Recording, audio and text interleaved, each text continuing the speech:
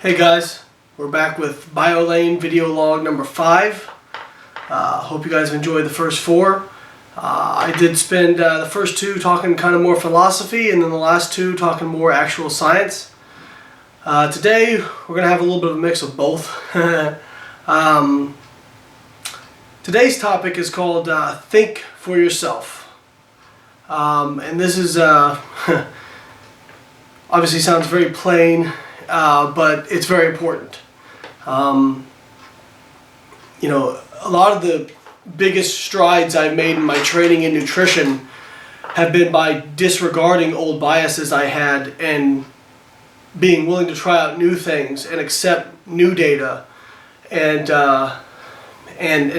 change my thinking on some things.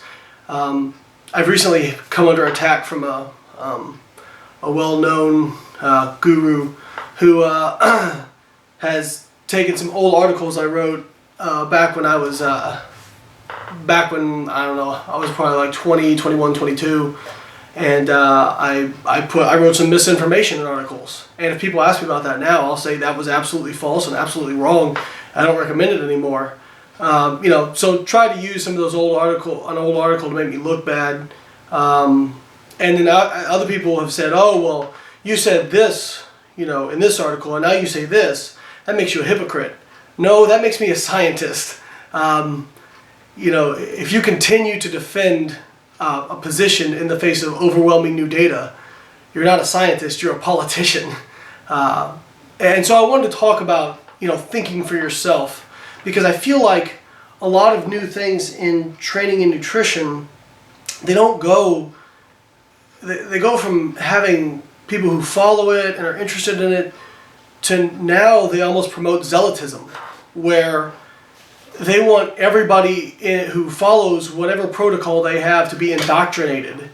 And if you question anything about the protocol, you're ridiculed, you're told you don't know anything, they call you an idiot, etc., etc. And they promote zealotly defending anyone who they feel questions their method of doing things. And I'm sorry, but did we discover everything that we have to know in science, nutrition, training, and I didn't know about it? If you think you got everything figured out, you're either ignorant or arrogant or probably both.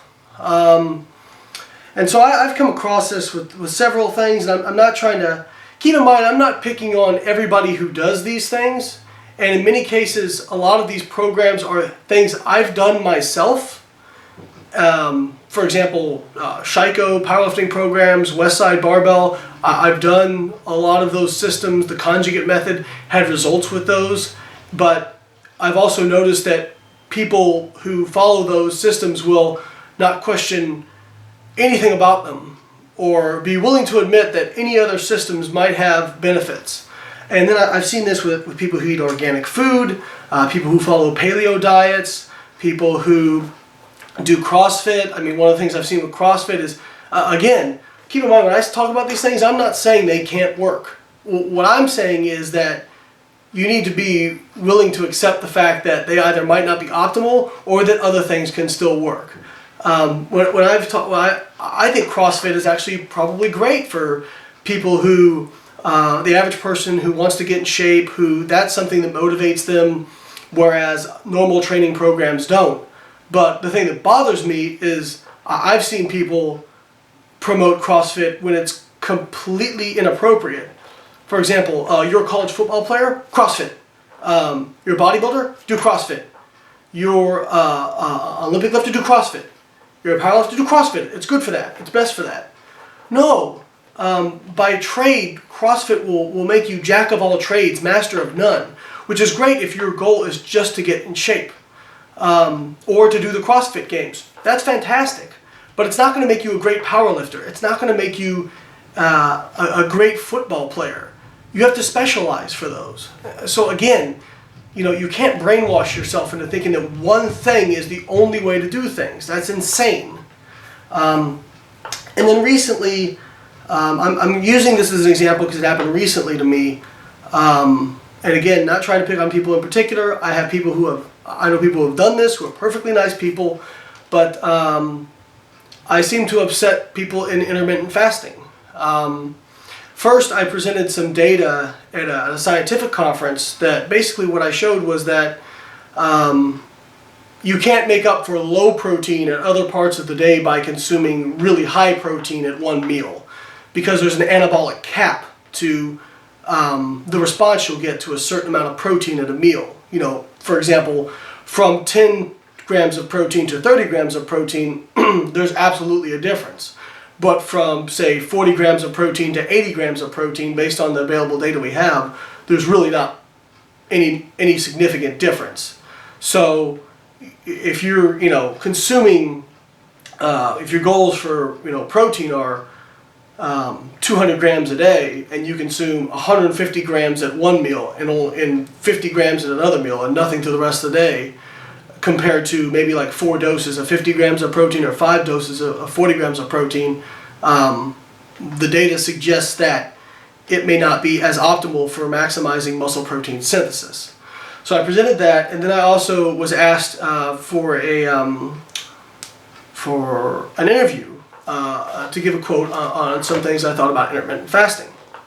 And basically what I said was, I liked a lot of things about intermittent fasting. One, that I think people eat too frequently.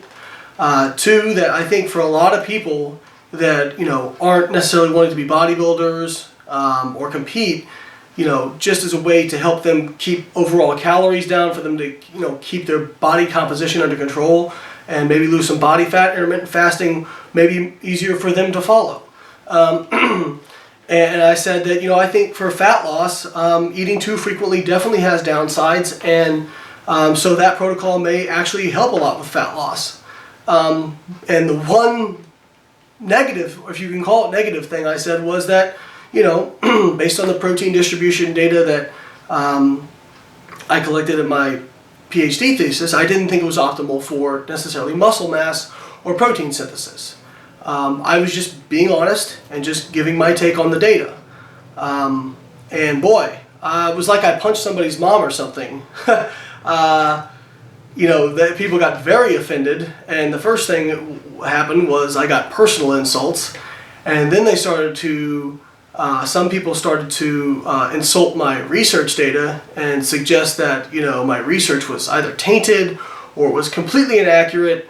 I didn't know what I was doing. One of the popular things was, it was done in rats. It doesn't have anything to do with humans. First off, if you want to disregard animal research, you might as well disregard all medical advances in the past century, since it all started in animal research. Two, the rat is actually a very, very good model of human muscle protein synthesis and has been validated many times over. In fact, much of our work that we've shown has been validated in labs like Stuart Phillips' lab at McMaster University, and he's done great research in humans and have basically found the same things that we found looking at rats. Am I saying that we don't need to do any human studies on protein distribution? No, but you have to think about, there's a lot of things you can do in animals that you can't do in humans. I can tell a rat exactly what to eat and make it eat that and make it eat it at specific times. I can tell a human to do that, but they probably don't do it. Compliance in diet studies is extremely low. Also, when you do a 12-week study with a rat, for example, that's 1/8 of their lifespan. You can examine what happens over a large portion of their lifespan.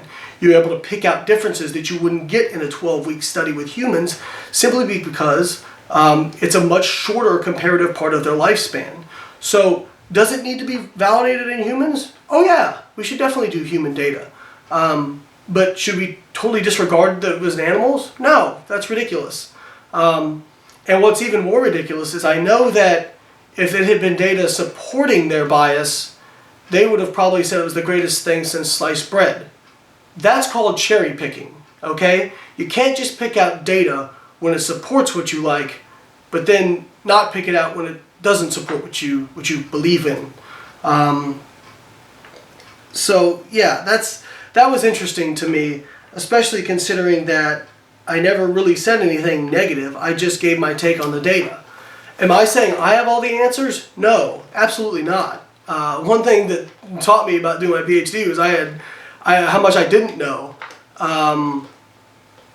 And like I said, anytime anybody thinks they've got everything figured out, they're either ignorant or arrogant or probably both. And so one of the best introductions I had to that actually, and about learning how to be an actual scientist and how to try and not let my biases get in the way, was my first experiment I ever did for my PhD, where we examined the time course of muscle protein synthesis in response to feeding a large meal. And my hypothesis was that however long plasma leucine stayed elevated was how long muscle protein synthesis would stay elevated. It made sense to me because all the data we had showed that leucine was the amino acid responsible for muscle protein synthesis. And so we ran the experiment, and that wasn't what I found. What I found was muscle protein synthesis lasted 3 hours, and by 3 hours it had dropped back to baseline. But at 3 hours, plasma leucine was still elevated. It was actually still plateaued, like at a maximum. And so this didn't make any sense to me based on my original hypothesis. I kept rerunning the data and rerunning the data and rerunning the data. And finally, Dr. Layne, my advisor, called me into his office, and he sat me down and said, I noticed you're running this data again. This is like the third time you've run this data. Why are you doing this? And I said, well, it's got to be wrong. It's got to be wrong. I didn't have any reason. I just said it's got to be wrong. He said, no, the data is what it is. That's an important thing to remember. The data is what it is. So he said, the data is what it is. Try to figure out why it is what it is. Mold your hypothesis to fit the data. Don't try to mold the data to fit your hypothesis. And that really stuck with me, and it made me a much better scientist. Like I said, if you try to manipulate data, or you try to cherry pick, or you continue to defend a position in the face of data and use ad hominem attacks, or just blatantly attack whatever research without actually providing a valid reason, you're not a scientist, you're a politician, okay? Or you're a salesman. I don't have any magic formulas to sell anybody. I've never tried to say, oh, I have some special formula, I have some guru magic that will work and nothing else will. Absolutely not. Am I saying people can't get results from CrossFit or paleo or intermittent fasting or Shiko or conjugate method? No, absolutely not. I've seen people get great results. But I'm always after what's optimal. Like, I want to find out what's the very best. And so I'm looking at all the data in that context. And I'm always trying to give you my best interpretation of the data. Am I going to be right 100% of the time? No, absolutely not. But I'll admit that. And I'll also admit that I have my own biases. I try to be honest about them, but I have my own. And that's when I see people who... I'll cringe when I see them on Twitter and they'll say, oh, I follow everything you say and I don't question it at all. No, that's not the point. I want you to question it. I want you to have your own thoughts. I want you to look at everything and examine it and decide, does it hold up to the litmus test? For example,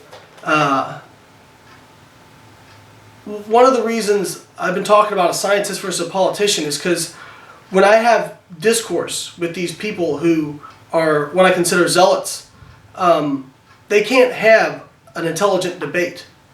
It's always ad hominem attacks. Because the data is what it is, like I said. An example of somebody who I've disagreed with, and we've had great rational conversations about our disagreements, is Alan Aragon. We disagree over branched-chain amino acid supplementation. Alan thinks it can make no difference whatsoever. I think, based on some of the data I collected, that it might be able to make a difference, a small difference, but a difference. And so I recommend branched-chain amino acid supplementation with the caveat that if you have the disposable income to afford it, and you realize that it may be only a 2 to 3% difference. But, in my opinion, I'm willing to pay for a 2% difference because it's important to me. The average person who's just looking to look a little better, they might not be willing to pay for a 2% difference, and I understand that. But anyway, Alan and I go back and forth, and we disagree. We've disagreed several times over this. And at the end of it, we both provide data to support our points. And at the end of it, we say, you know what? I see your points, but I'm just going to disagree with you. And we're friends. It didn't insult my religion. It didn't insult my family. Why would I be upset? I'm not upset. I think he's a great guy. He disagrees with me on one thing. Who cares? I've had people try to get us in fights and pick fights with us over this. It's not going to happen. Again, if you're confident in your position and you're competent in how to defend it scientifically, you're not going to get mad when people bring questions to you about your protocols. And so I really want to impress upon you guys, don't just follow blindly. Do not be a zealot. Do not be a believer. Be a skeptic. I realize you don't have a PhD in nutrition, most of you, but that's okay. You can still do your own research. You can still learn things. And if you disagree with me, fine. Or if you know, whatever. I'm not going to say I'm never going to get prickly about it. I probably do every once in a while just because I'm human. But I'm always going to try and look at it with an objective eye from science. And again, give you guys my best interpretation of the data. Whether or not that offends certain people who believe certain things, I don't really care. So anyway, I realize this video blog turned into kind of a rant, but I wanted people to understand where I was coming from on this, and hopefully you guys have gotten a better idea of things and learned a few things about, you know, proper science and proper debate and how to really understand data, how to be willing to think for yourselves. Again, if somebody says they have all the answers or they have a magic protocol or, you know, they discredit everybody else, they're either arrogant, ignorant, probably both. So please keep that in mind. Thanks, guys. See you next time.